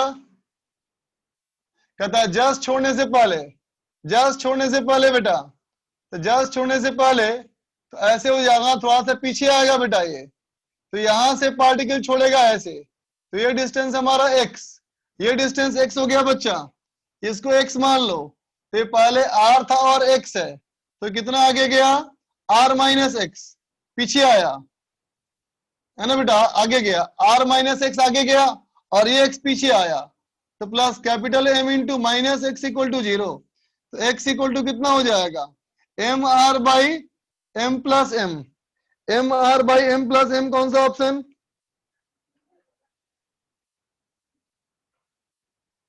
Centre of mass of block capital M, capital M का निकल गया बेटा एक्स, कितना पीछे आए तो देखो सी हमारा आंसर आ गया बेटा, ठीक है। अब स्पीड निकालने के लिए the position of point mass, अब कहता है वेलोसिटी ऑफ कैपिटल एम और वेलोसिटी ऑफ स्मॉल एम। तो देख बच्चा, देख बच्चा, जब ये वाला मास यहां आया तो स्पीड भी मान लो और इसकी स्पीड कैपिटल भी मान लो। तो यहां से यहां देख, हॉरिजॉन्टल डायरेक्शन में एक्सटर्नल फोर्स नहीं है तो मोमेंटम कंजर्व कर लो, स्मॉल एम भी माइनस कैपिटल भी बराबर 0।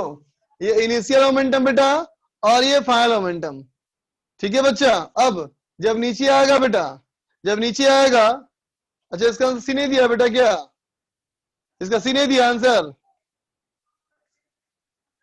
रुको, ओ नहीं ये तो बी है ना, सॉरी ये तो बी है ना, बी मैं गलत देख लिया, ये बी है बेटा, है ना। चलो देखो बेटा वेलोसिटी देखो, देखो बेटा वेलोसिटी, ये मोमेंटम कंजर्वेशन। अब देख बच्चा ऊपर से नीचे आया तो work energy theorem, gravitational force का वर्क mg इंटू आर। ये देखो बच्चा यहां से इतना नीचे आया तो इतना नीचे आया, आर नीचे आया, ग्रेविटेशनल फोर्स का वर्क बराबर change in kinetic energy, half mv square plus half capital M capital V square. इसको सॉल्व करो, तुम्हारा एक और ऑप्शन आ जाएगा बच्चा, ठीक है। और देख बच्चा 9 नंबर पूछा था ना, 9 नंबर देखो, 9 नंबर क्वेश्चन कहता है कि a small particle of mass m, अच्छा 8 भी पूछना है, अच्छा पहले 9 देख लो।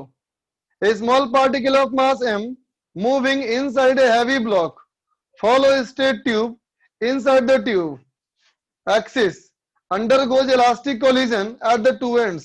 The tube has no friction. Tube में कहीं कोई फ्रिक्शन नहीं है बेटा, और closed at one end by a flat surface while the other end is fitted with a heavy piston, ठीक है। When the distance of piston from close in L naught, the particle speed is V naught, the piston is moved inward at a very low speed v such that dl much less than v naught, dl है बेटा infinitesimal small displacement of the piston, है ना। Particle है मास m का, ठीक है, move कर रहा है भी hollow and straight tube, ठीक है बेटा, along the tube axis, ठीक है।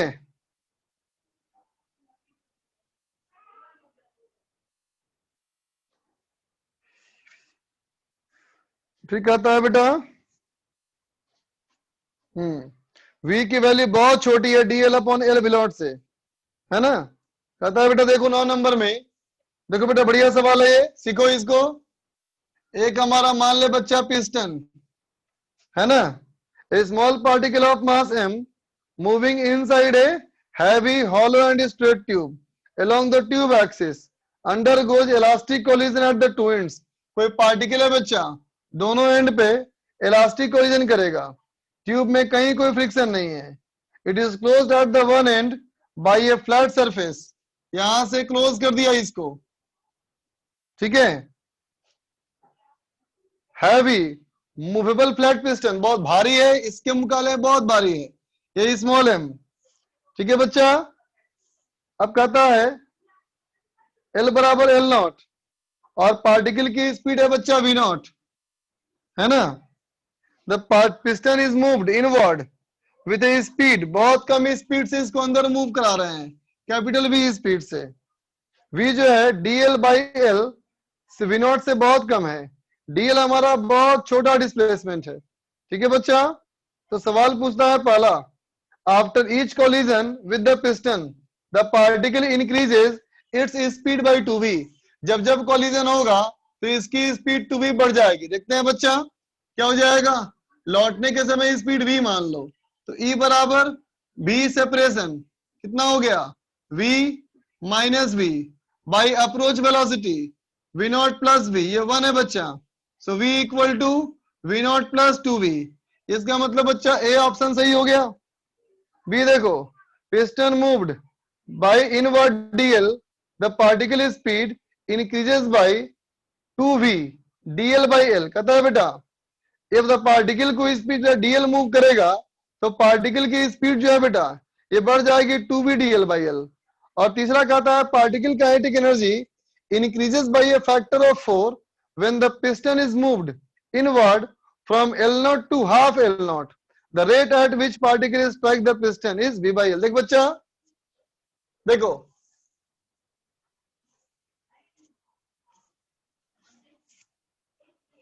यूं सोच बेटा, जब तक ये पार्टिकल थोड़ा सा मूव करेगा, है ना बेटा, जब तक थोड़ा सा मूव करेगा तो बहुत स्लो जा रहा है ना बेटा ये, तब तक ये बहुत बार टक्कर कर चुका होगा। बोलो बेटा, है ना। तो देखो अब तो लोग पक गया क्या,